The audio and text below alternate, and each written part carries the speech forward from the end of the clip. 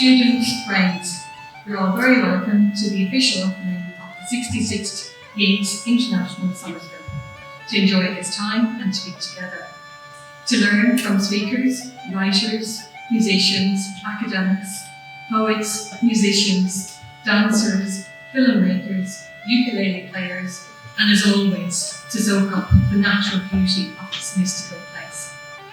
It is with my great pleasure now that I welcome Councillor Donald Gilroy, the Hairlock of Sligo County Council, to officially open this year's summer school. It's my great honour and privilege as the Hairlock of Sligo County Council to welcome you all to the opening of the 66th Yeats International Summer School. Over the next 10 days, you will have the chance to immerse yourselves in the sights and sounds of Sligo, to walk the paths Yeats once walked, to hear the music of the land, and to engage in rich conversation that honour his legacy. I originally came to Sligo because of William W. Yeats. I could have lived anywhere in Ireland, but we chose to come back from the UK and live here because of the influence of William W. Yeats. I'd like to start also with this poem. Read a love poem to Ireland. The old brown thorn trees break in two high over Cummin Strand, under a bitter black wind that blows from the left hand. Our courage breaks like an old tree in a black wind and dies, but we have hidden in our hearts the flame out of the eyes of Kathleen, the daughter of William. So I suppose when you go to think about lakes in Sligo, people always think about the landscape, as we should. The landscape in Sligo is stunning. These are a tiny selection of the beauties of Sligo, some of which you will see over the time that you're here, and others of you will know many of them well. In a way, they are the sorcery of Sligo, they are the magic part. And it's not surprising, as I say, that Yeats would have fallen in love or in a deep passion with this place.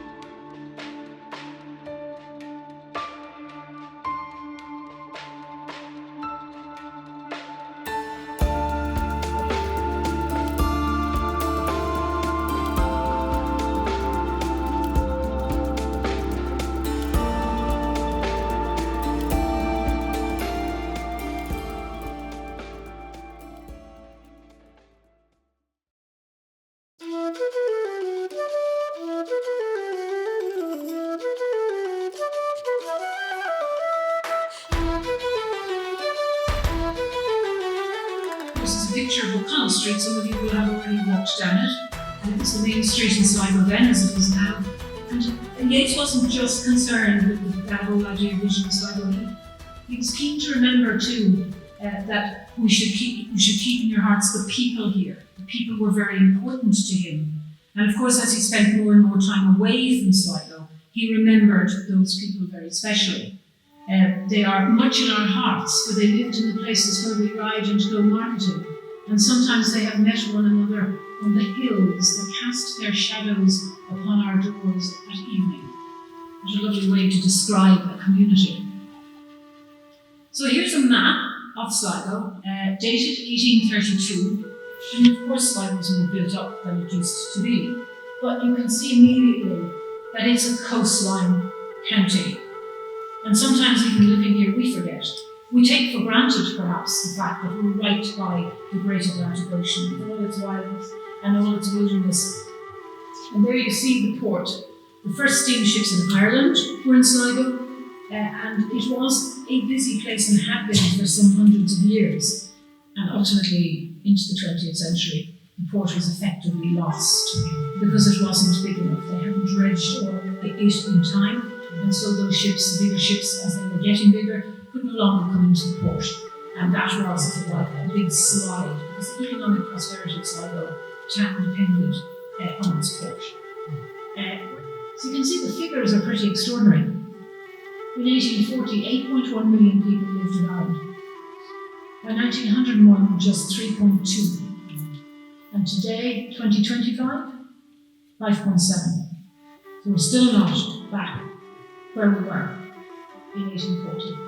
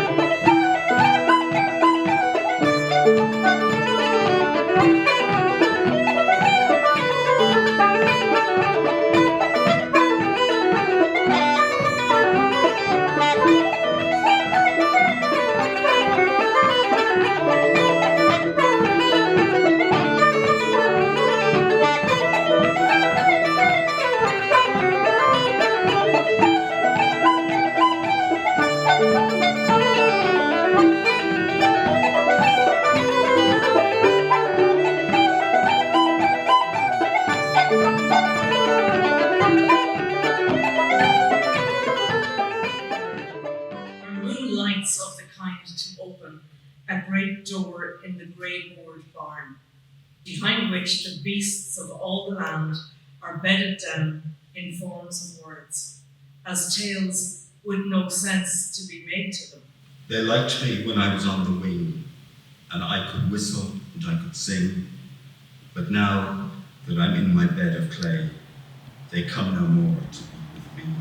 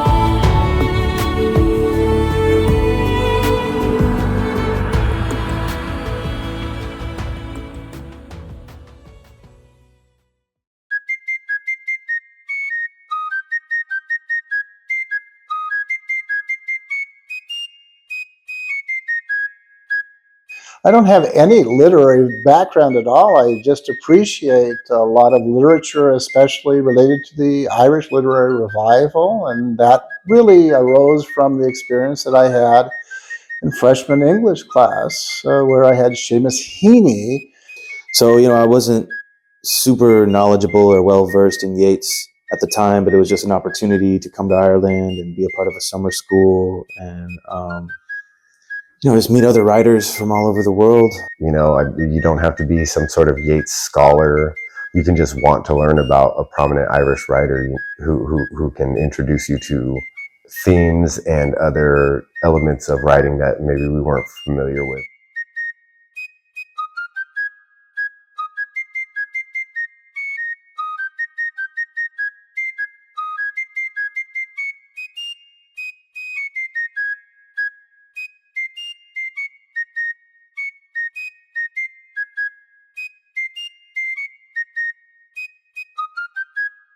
Seamus Heaney was an unknown or not a little known poet from the north of Ireland. He always spoke of the Yeats International Summer School in Sligo. He attended that, he supported it. It had a tremendous reputation. I thought, I want to go there and see what's going on. And so I started to attend as a consumer, let's say, of what goes on at the summer school. But I am not a writer, I'm not a poet, I'm a consumer, and I appreciate that art form.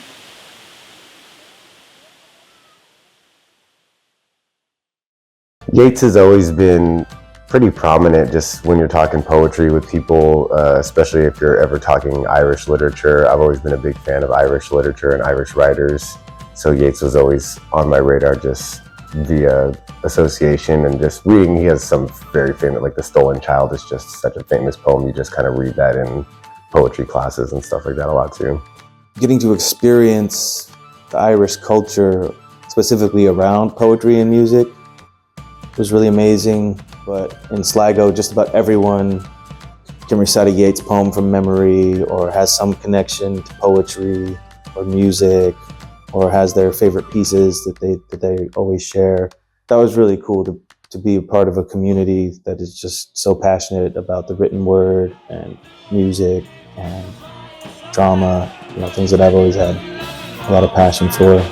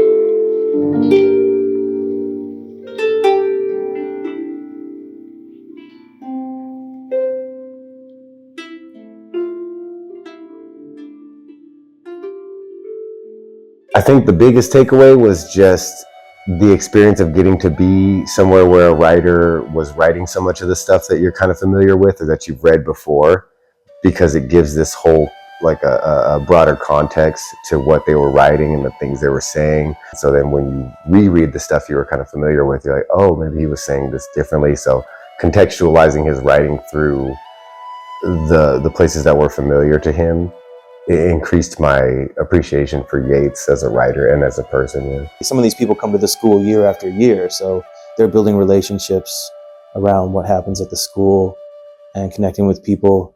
Talk to the lecturers, talk to the other students, like really try to connect with the people there as much as you can, as well as get what you're trying to get from the lectures and seminars. But, a lot of that stuff you could find in a book anyway, but the connections and the experiences you're going to have with people in real time, you can't get that anywhere else. Getting to talk to the locals, I found was at times even more eye-opening than some of the lectures, to hear what these locals had to say about Yeats, but also just about their lives there and just hang out with them and be people with them. I think sometimes when we are over-intellectualizing things, we tend to remove ourselves from the experience of it.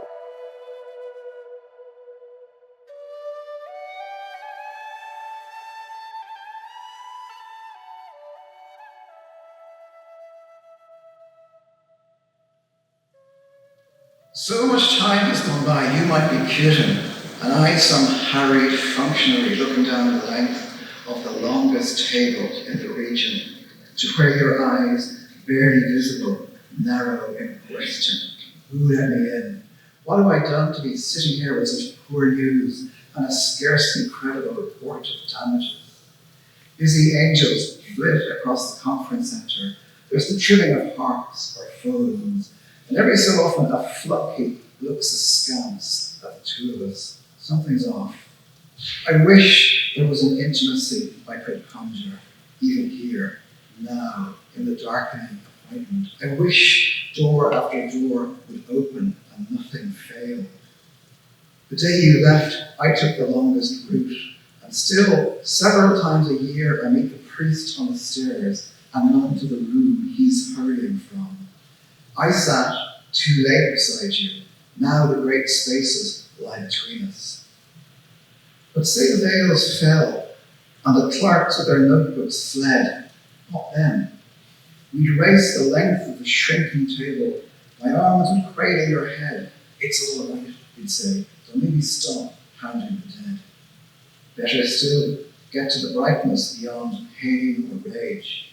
Say the curtains opened at last, or the glass partition slid up, through which the frowning but somewhat comprehending guardian passed the ledger, the book of late arrivals, our names inscribed on every page. The Archangel came out with his question, just then, when we were lounging on the edge. Tell me, he said, what is it really like, having a body, having to live inside it? So I told him, but did he believe me when I said that it's not the webbing, the muscles, or the signals holding us upright, not even the hunger, not even the hurry. It's like being followed around by a drowning hull, dimly visible in deep water, something that slides across the daylight, grey-blue, purposeful, pointed and slow. Then when I remember the deep wound, the needle, the tubes, the bags of blood, and when I see how it flinches, that's how I know it is mine. A born yesterday green, bobbing like fluorescent buoys in the crowded stadium of her skull. Blonde hair strung around her shoulders like Christmas lights. Skin young, whole, knees not yet creaking, not yet blown backward like black umbrellas. Bones bride white, silent. Her whole body quiet as a paper cut. How do I tell her now is the time to leave, go? 22 years old, she can be anything she wants to be. Forge a path, any path. Run, jump, dive, somersault toward this bold blue world the way generations before have only dreamed. How do I tell her she will do precisely this? Feel the pale burn in her femur, the tightness in her thighs. She will run, jump, dive, head first. Feel her body in free fall, the air pinching her torso clean, not like a seasoned Olympian, but more like a blind acrobat, hoping to land the right way. She will take any job she can, answering phones, typing memos, filing paperwork, paying rent, a life before her in alphabetical order. She will brush her hair with her fingers, search for change under the sofa, catch the train, skim headlines, put a nickel in the cup for a man just trying to get by.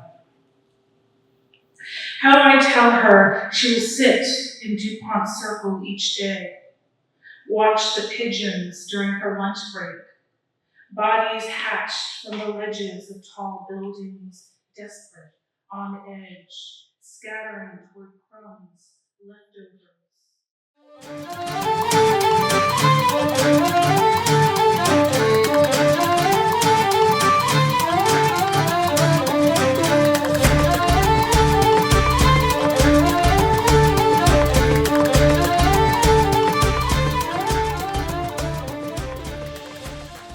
I daydream of small things. Eyelashes clumped together, a faint heartbeat of static read through stethoscope hands, an indescribable feeling adrift on an immense and inexplicable endlessness. You know, small things. Like fleeting glimpses of my calling or the meaning of life left microscopic under my fingernails when I don't read fine print. I only dream of small things and they aren't always clear. Like warnings or a windshield, they might get you there on or in an accident, and though they could be as simple as clean me written in dirt, they won't be. As if I could be anything other than blurry lens. Can't fake the fogginess when I'm too tired in my nightmares of shattered glass where the fragmented letters are unrecognizable. They're just dream things. Code broken down to grains of sand. And you can't read sand. You can tell time with it though. You could live on a beach and count it until you're dead. Until the little creatures crawl through looking for the you that isn't there. A small disappearance, no big deal. Just the beginnings of overgrowth on the path to wakefulness, misleading seedlings. Like the unfinished message I'll leave to everyone else on the trail. You'll never find me. But if you do, bring help. Shapes and colors rain from the cathedral's dome ceiling through the stained glass windows that posed like walls, huge and impeding and everywhere. On the other side of the crossing was an enormous painting mounted on the pendentive, 10 feet in the air. In it was a man with a long, dark beard, pointing a scepter at a crowd of cowering townspeople. And at the bottom of the painting, a plaque read Esther. I remembered then my friend from grade school whose dog was of the same name. A small, scruffy dog who would take for walks in the summer at twilight through the redwood forests and into the dry creek. With sticks, we batted away thin, wily branches and let Esther loose from her rope leash. We watched the sun slip through the oak branches and disappear behind the horizon's hills. I remember seeing my friend's face peppered generously by the shapes of the setting sun, scintillating and shifting as the wind disturbed the trees and the grove of quaking aspens that mimicked her perfectly. I remember being so young and closing my eyes then still. I remember relinquishing myself to the parting day and for no reason, being unsure of its return.